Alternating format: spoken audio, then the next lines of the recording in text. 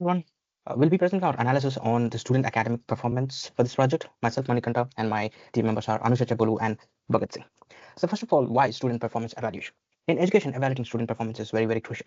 It involves a continuous cycle of assigning tasks, collecting work, and analyzing results. Various factors influence students' achievements, including parental education, health and well-being, socioeconomic status, learning environment, and individual learning styles. So for this project, our main goal is to leverage data visualization techniques to analyze how key factors impact student scores and performance.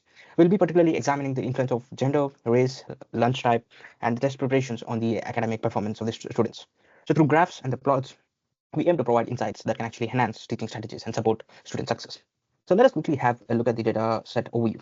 So we have around 8 columns in our data set. That is for the gender, race and ethnicity, parental level of education, which is particularly the details of parental education varying from high school to master's degree. And then we have type of lunch that the student has, and we have the student's test preparation course details, and then we have the math score, reading score, and the writing score, which is used for estimating the performance. Now, looking at coming to the motivation, right? What is the motivation behind using this for our project? Understanding the factors that influence student performance is vital for improving educational outcomes.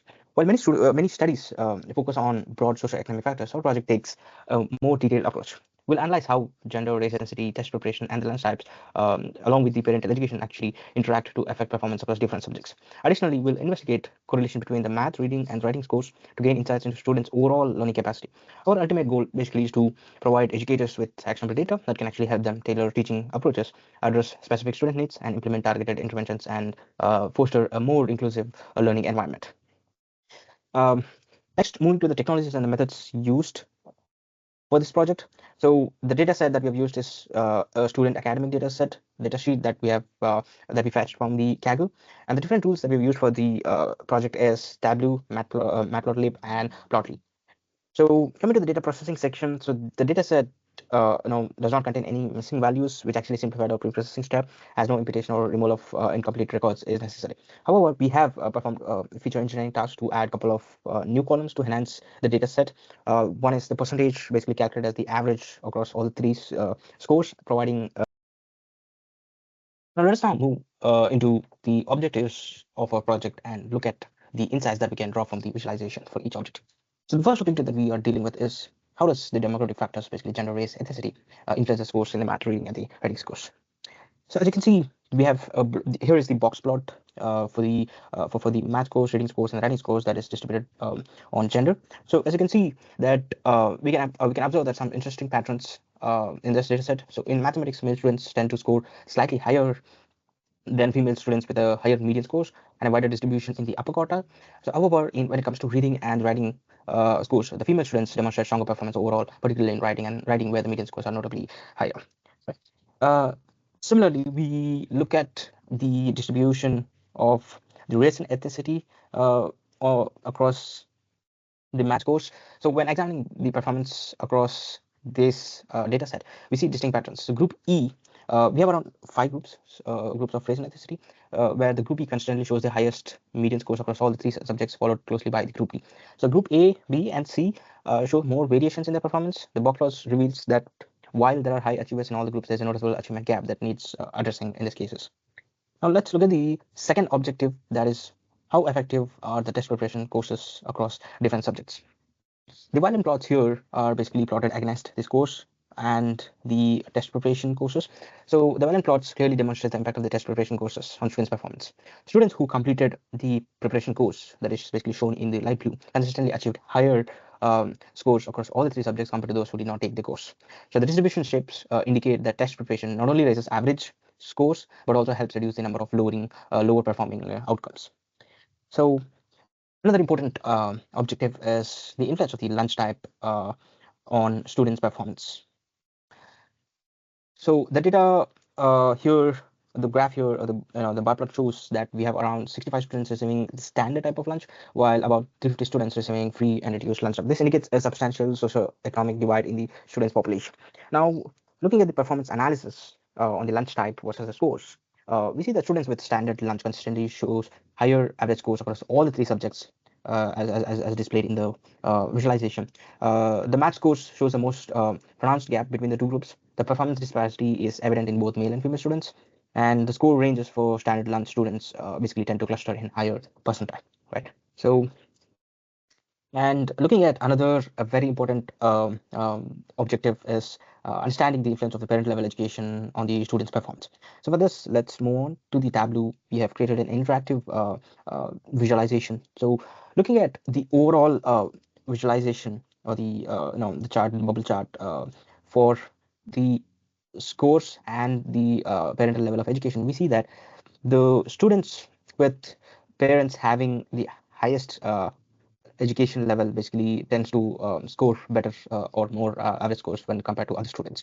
So here the master's degree is the eye level of education for the parents, and for all the three categories of scores, that for example the math score, reading, and score, parental education with master's degree influences students average score, which is highest in all the cases.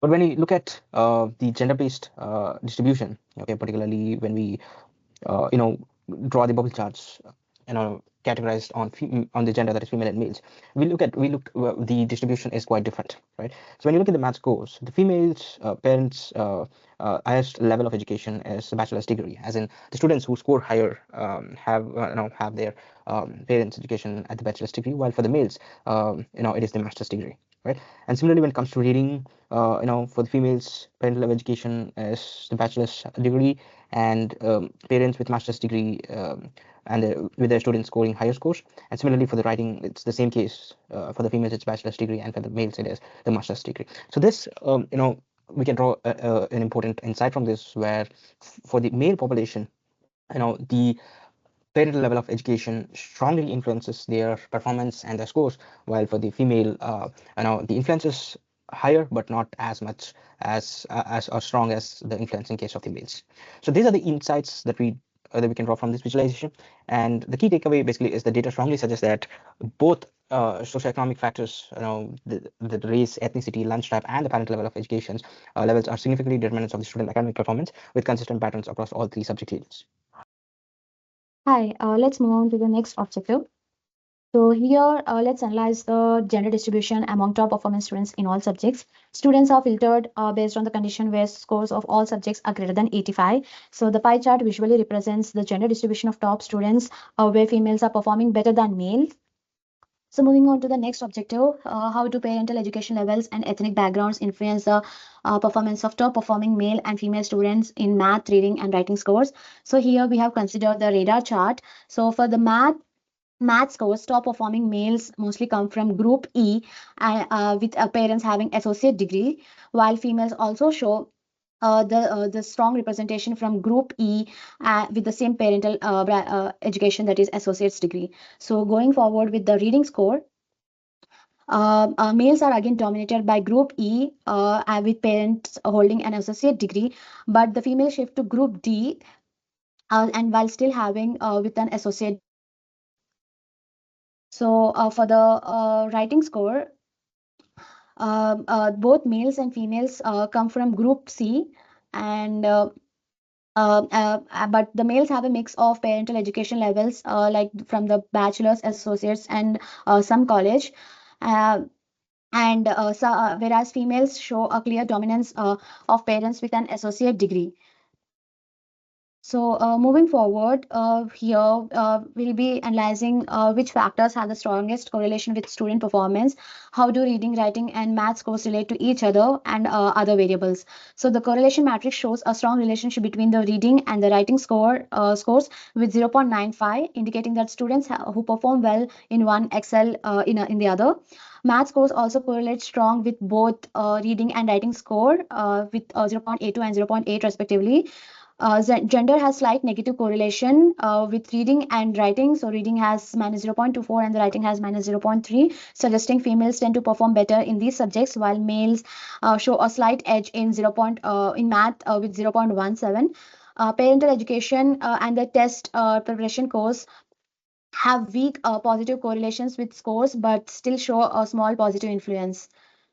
So going forward to determine the patterns in the data, we are conducting the cluster analysis, and how many clusters for that, we are calculating how many clusters are optimal for effectively organizing the student performance data, and what methods were used to validate this. So for this, we have used two methods, ELBO and Silhouette score. And the ELBO method analyzes the within cluster sum of squares, WCSS, looking for the point where the decrease in the WCSS slows down, forming an elbow. The Silhouette scores measures how well separated and compact the clusters are, with higher scores indicating better defined clusters. So based on these graphs, we can consider that there are 8 clusters as the optimal number, as it balances the compactness and the separation effectively. Yeah, after identifying 8 clusters as optimal using the ELBO method and Silhouette scores, we visualize the clusters in 3D using principal component analysis with 3 components for dimensionality reduction. This means the high dimensional data was reduced to its 3 most significant components, capturing the maximum variance in the data while preserving its structure. The plot clearly shows the 8 distinct clusters with well-defined boundaries, and the black centroids represent the center of each cluster. This confirms the data has been effectively grouped into meaningful clusters based on the similarity. We have divided the data into 8 clusters. Now let's analyze each cluster using the box plot, which we have derived here. So as we can see, the visualization highlights the variability in math, reading, and writing scores across the 8 clusters. Each cluster has a distinct distribution pattern, indicating that the clustering algorithm successfully grouped students with similar score profiles. So we just see the cluster 4, which demonstrate consistently higher performance in all the 3 score metrics, suggests that it groups high achieving students. Conversely, if you just look at the cluster 0, it shows a relatively balanced but slightly lower median across all scores. Now, if you just look at the outliers, they are present in all the clusters, indicating some students within each cluster deviated significantly from the group's central tendency. The variability within clusters is notable, with some cluster 3 exhibiting a broader range of scores than others, example cluster 6, suggesting more diverse student performance profiles. So we can just confirm that the K-means algorithm captured meaningful differences between the clusters based on the student performance. Analyze how the test preparation impacts academic performance across subjects like math, reading, and writing, while also identifying the gender-specific trends and subject-based insights. So as you can see the 3 graphs here, if you just compare the math reading scores and writing scores, we can just for the first math scores, we can say that the females showed significant improvement in math after test preparation, with scores increasing from 62 to 72. Males consistently scored higher in math but showed smaller gains, improving from 66 to 68. If you just see the reading scores, females outperformed males in reading both and after preparation. Their scores increased from 70 to 78. Males also made notable progress, improving from 64 to 72. If you just look at the writing scores, writing saw the largest improvement for females, with scores jumping from 68 to 78, keeping them ahead of males. Males showed greatest relative improvement in writing, with scores increasing from 60 to 70. So if you just generalize the complete information which we have discussed right now, we can say that the most significant improvement happened with writing for both genders, emphasizing its importance in academic performance. Reading has the strongest baseline scores for females, while math remained highest scoring subject for males throughout. So the test preparation has a substantial positive impact across all subjects for both genders, with females benefiting the most. The analysis highlights how test preparation can help close gaps, performance gaps, and boost scores, particularly for writing and reading. Now let's look at the heat map for the particular scenario map. The test preparation improved math scores for both genders by 5.5 points, and for the reading scores, there was an improvement of 7.4 points in each in reading after test preparation. Females, however, consistently scored higher than males in the subject. So, on a concluding note, we can just say that writing benefited the most from the test preparation, highlighting its importance in developing language-related skills. So, test preparation is a critical tool for improving academic performance across all the subjects and for both genders, with particularly strong gains in language-focused areas. Now, let's look at the graph where the effect of parent education with test preparation has on scores. So, as you can see here, the 3 graphs show. So, students who completed test preparation consistently scored higher across all the subjects to those with no preparation. The improvements were especially noticeable for students whose parents had lower education levels, such as high school and some high schools. So, which is a very unique finding from the dataset. And if you just look at, so if you look into the trends across the subjects, reading and writing scores showed more variability based on parental education, while math scores remained relatively stable.